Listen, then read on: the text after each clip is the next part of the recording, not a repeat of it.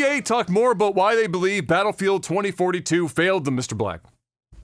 Now, there are I'm sure people could give them a list of reasons as to why this game was really, truly terrible. Few of them are likely to be involving the fact that Halo Infinite launched. However, according to EA, Halo was a problem. Also, they blamed COVID, of course, but at the same time, they didn't want to delay the game any further or recognize that even if they didn't launch next to Halo, that their game still sucked ass. Like, bro, even if you took Halo out of the equation, this game ain't gonna be saved. No, and then you're gonna say everything is COVID? There are a lot of really good games at this point in the COVID arc that have launched and have been great, including Halo. So, what they were trying to get at there, they're just trying to deflect like crazy. We've already talked at length about the design choices being absolutely horrific in 2042. I don't know why they had wanted to try and get away with telling everyone that was the reason why it sucked. But they did. So fuck you, Halo, for making Battlefield 2042 shit. How dare you ruin 2042?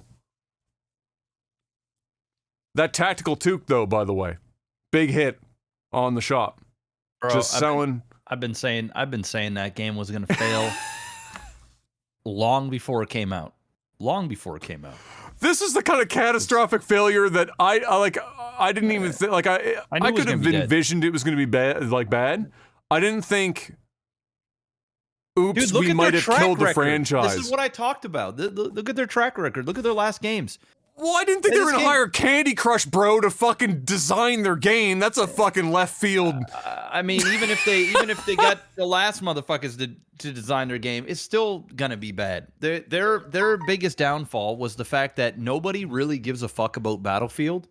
Nobody's asking for Battlefield. Everybody does Battlefield better than Battlefield. Battlefield became irrelevant the moment Battle Royale became a thing, because that's essentially what kind of Battlefield was. And they tried to make this one Battle Royale. They tried to, but they failed. And where they ultimately failed the worst was the price. They didn't make it free to play, and the game wasn't good. You combine those two things, and then you've got Halo. Yeah, Halo was a part of the problem, but it wasn't the be-all, end-all. If Halo got pushed back another 6 months, and this game had free reign for a good solid 3 months, wouldn't have changed anything. It might have got a small bump. Small. Like, we're talking maybe a 5% uptick of the people that would have been playing Halo may have tried out Battlefield. And now, then left. if it was free to play, they might have had a 30-40% increase.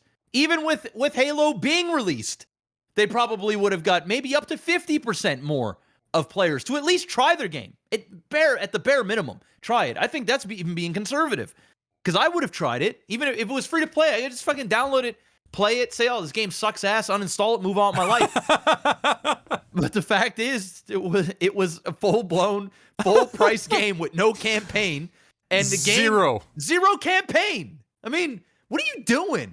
This was the setup. I knew this thing was gonna fail months before the beta came out. Then when the beta came out, and people were playing this shit, and nobody was like jumping for joy from this game. They're like, "Ooh, look at this cool tornado in the map, and it's destroying things around me." That was their gimmick, and it didn't work.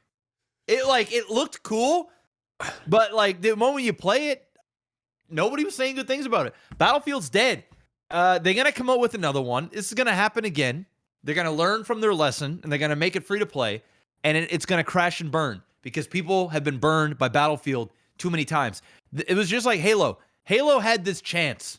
This was Halo's chance, and they didn't drop the ball. No, I mean, think about it again. They didn't drop the ball. Halo managed to release, miraculously, in a window of time in which its two biggest competitors had their franchise largest fails. Yep. And they kind of fucked it up. Yep. Like a Halo it ran well enough that everyone was like, oh my God, this game runs perfectly because they're so used to everything being broken. Yep. But now we're on the other side of Christmas break. People have played it for a while. Now the honeymoon phase is over. Yep. And Halo's coming out. They talked about, actually I didn't put it here, but Halo talked about, the boys talked about, the connection issues and the desync, and explain to people what desync is. And at the end of the day, it's like, I appreciate that they explained what desync is and how it happens and what it means.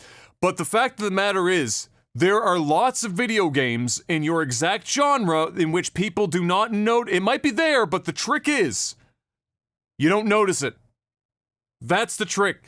Nobody gives a fuck if you can explain to us why desync happens. What people care about is that it's either not there or you're better at masking it so that they're not thinking about it and blaming it every 5 fucking seconds, which they have not done well and continue to not do well. And now they're struggling. You look at their player counts on Steam, which is not the be all end all, because obviously that doesn't account for Xbox and the Game Pass and all this other shit. But I want to let you know right now, It's dipped. It's dipped hard. Yep. And even the view count for HCS is dipped hard because, again, there's connection issues like every 3 seconds in the HCS where games are dropping and you gotta listen to like 5 people on the casting desk try and carry a fucking dead air for 3 hours in between fucking matches. It's just... It pains me to say this, but at the end of the day, I mean, this Halo, I look at this new Halo as a success overall. It is overall, yeah. Simply because this was a dead-ass franchise. It was pretty much dead. You know, it was dead. It existed, and there are fans, but the shit was not relevant for several years. They came out, they made Halo relevant again. They did a good enough job with this game that I believe that they can come out with another version or a big updated thing and they fix can their claw stuff, it back. and they can claw it back. Yeah. Battlefield, it ain't no clawing. It's over. And the sad thing about all of this, and this is what this is the method to the madness, is at the end of the day, Call of Duty is going to continue to be the #1 shooter in the world, and it will stay that way indefinitely. Because the problem is, games like Battlefield, games like Halo, games like Titanfall or any Apex, arena shooters, all these games, they don't come out fast enough, so you only get one game every several years.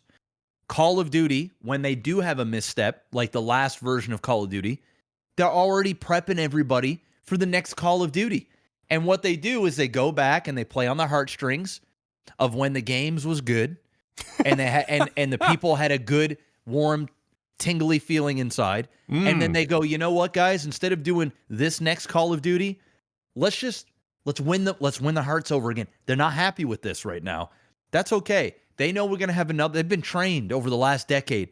They know that another Call of Duty is going to be out within a calendar year, and we can already promise them to go back to the thing that they loved. And so they're going to have all these people come down, they're going to buy their game, and all they need to do is just make a competent game that has enough nostalgia, and it's going to work, and that'll allow them to work on the next game. Problem is, man, when Battlefield drops the ball like this and they fuck over the fans, this is another 5 years. It's another 5 years, minimal. And this might be it for them. Like, they might come up with another game, but bro, yeah, look, this is bad. This is really bad. Halo will claw it back. I'm pretty certain of it. I mentioned in a series of tweets a few weeks back that I think that they made a mistake by launching it at Christmas time because the crew went on vacation until halfway through January. And so it meant that no work was being done while the honeymoon phase was on. Yeah. And so they got back as the honeymoon phase was ending, and now they're up against the world yelling at them instead of like getting, you have to work a little extra. But at the same time, it means that you're not running uphill as much. Now you're running uphill. And they haven't been able to push out updates. And when they did, they're rushing for it. And they had like failed updates for Big Team Battle. The store updates have still been getting them yelled at. And there's no new content to look forward to until May. Yeah. And in a live service game, that's a fairly big period of time. That's a long time, bro. Especially when your game ain't doing good. Especially when your multiplayer only has like a handful of maps. You can't go that long. And then you've got another like fucking 6 months for Forge and for co-op for the campaign, at which point doesn't anyone fucking care anymore. So anyway, or no, maybe co-op is in May. I don't know anymore. Their release schedule is insane. Either way, EA blaming the wrong shit. They fucked up. Will they do another Battlefield? You bet your ass they will. Will it be anytime soon? No. Oh, hell no. Hell no. Will they hire a mobile developer that worked on Candy Crush to do the design work again? No. No, unless they like burning money. And maybe that's the secret. They just enjoy burning money for no fucking reason at all. But good for them. Either way, it sucks because you want to see competition. I'm tired of seeing Call of Duty constantly being the one at the forefront, because usually Call of Duty isn't even all that hot. It's just that they come out so frequently that you get like the honeymoon phase, like you were saying. Yep. It's just this consistent honeymoon phase. It's kind of genius. Imagine if COD only came out once every 3 or 4 years. Yeah, it wouldn't be nearly as. It wouldn't be nearly as big. Yeah. It just wouldn't. People would just be over it. Like people, it's like I think I made this analogy before. It's like going on vacation. You know what I'm saying? You go away on a 7-day vacation. You're on day 4, and you're like, man, I'm ready to go home. Yeah. I'm ready to go home. And Call of Duty knows to release the game on day 4 or day 5. Give them one more day, release another one. Next thing you know, you're like, oh, I'm on vacation, baby. Let's go. Yeah. I'm going to take this time off for the weekend. I'm going to tell my boss I'm sick. I can't. I'm just going to grind it out. And it's fucking incredible for several months. You're having a good time, or at least a good enough time, until you hate it. And then you're like, well, shit, I got this new Call of Duty coming. And so the cycle continues. Genius.